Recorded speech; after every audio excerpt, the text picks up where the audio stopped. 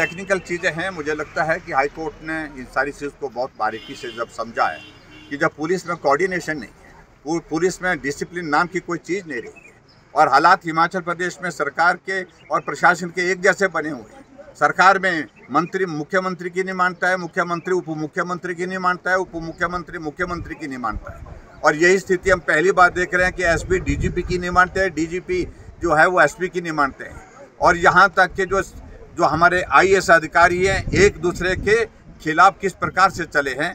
ऐसी स्थिति में जब कोऑर्डिनेशन नहीं है, भरोसा नहीं है, हाईकोर्ट का ये फैसला चाहिए कि हिमाचल का कोई भी पुलिस अधिकारी इस जांच में दखल नहीं देगा, जांच में शामिल नहीं। माननीय उच्च न्यायालय के प्रति अपना सम्मान व्यक्त करते हुए इस फैसले का अभिनंदन करता हूं, स्वागत करता हूं। हम पहले दिन से बड़े साफ शब्दों में कह रहे थे कि ये मामला सामान्य स्थिति का मामला नहीं है। विमल नेगी जब गुम हुए थे उस वक्त भी हमने विधानसभा के अंदर कहा था कि उनको तलाश करने में सरकार सक्रिय भूमिका निभाए, लेकिन सरकार बहुत गंभीर नहीं दिखी हमें।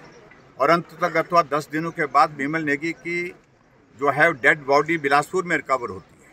और डेड बॉडी रिकवर होती है तो रिकवरी के समय जो उनके यहाँ से जो सामान जो रिकवर किया उसमें एक चीज़ को लेकर के मालूम पड़ा कि जो पेन ड्राइव थी वो रिकवर हुई थी, लेकिन वो शो नहीं की गई, दिखाई नहीं गई। बाद में किसी ने वो जब रिकवरी के समय कहीं वीडियो किसी और प्राइवेट आदमी ने खींचा था, लिया था, उस वीडियो में वो पेन ड्राइव भी उसमें दिखी, तो इस कारण से पुलिस वालों को लगा कि अब दिखानी पड़ेगी। और फिर जब वो पेन ड्राइव एफएसएल को भेजी गई तो मालूम हुआ कि उसको फॉर्मेट कर दिया गया हुआ है। फॉर्मेट करने का मतलब कि सबूत सारे नष्ट कर दिए गए हैं, जो हमारी शंका थी वो सही साबित थी। और अभी हाल ही में जब इस मामले को लेकर के परिवार के लोगों के ऊपर लगातार दबाव था बनाया हुआ सरकार ने कि सीबीआई की जांच की बात मत करिए, आप मत करिए मांग, लेकिन परिवार के सदस्यों ने इंतज़ार किया, 15 दिन तक इंतज़ार किया। और उसके बाद जब सरकार की ओर से कोई इस प्रकार से इस जांच में प्रगति नहीं हुई जो एसआईटी कॉन्स्टिट्यूट की गई थी, उसके पश्चात किरण नेगी जो विमल नेगी की धर्मपत्नी है वो हाई कोर्ट में गई, उनका परिवार हाई कोर्ट में गया और उन्होंने कहा कि सीबीआई की जांच होनी चाहिए। और विधानसभा के अंदर जब मैंने इस मामले को उठाया था विधानसभा के अंदर, तो मुख्यमंत्री ने बार बार कहा कि राजनीति कर रहे हैं, परिवार के सदस्य नहीं चाहते हैं सीबीआई की मांग।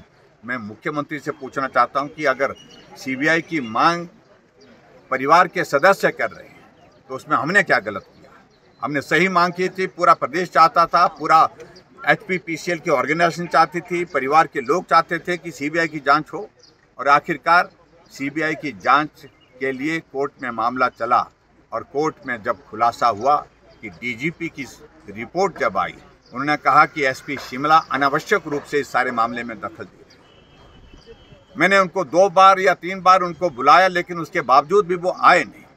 रिपोर्ट मांगी, रिपोर्ट दी नहीं गई। और उल्टे आप कल्पना करिए कि शायद ऐसा बहुत कम उदाहरण देखने को मिलेगा। एसपी एक डिस्ट्रिक्ट का डीजीपी के खिलाफ भरी कोर्ट में उनके विरुद्ध बोलने के लिए खड़ा हो जाता है। पुलिस एक डिसिप्लिन फोर्स है और कभी इस तरह के उदाहरण देखने को नहीं मिले।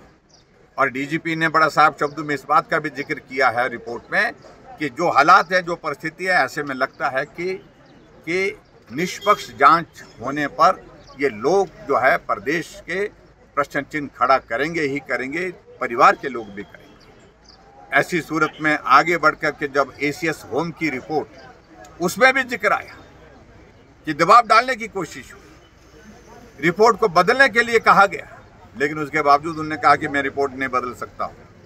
और ऐसी चीज़ों के कारण जब कोर्ट ने जब संज्ञान लिया और संज्ञान लेने के बाद जब फैसला आज आया, उस फैसले का मैं अभिनंदन करता हूँ, स्वागत करता हूँ।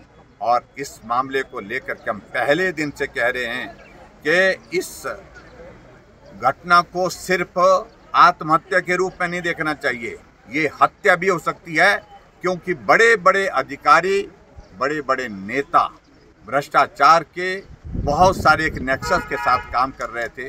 चाहे वो पेखू विला का प्रोजेक्ट है, चाहे वो शोंगटोंग का प्रोजेक्ट है, बहुत सारे प्रश्न खड़े हुए हैं उन दोनों प्रोजेक्ट में।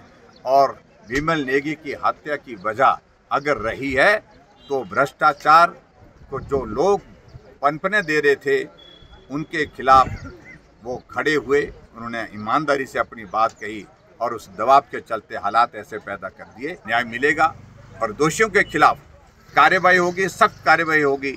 इस सारी चीज़ को लेकर के आज के इस कोर्ट के फैसले का मैं अभिनंदन करता हूं और स्वागत करता हूं और इस उम्मीद के साथ कि निश्चित रूप से दोषियों के खिलाफ कार्रवाई होगी।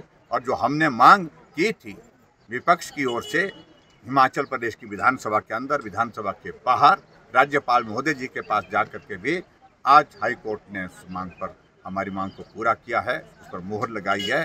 कोर्ट के इस फैसले का स्वागत के साथ धन्यवाद।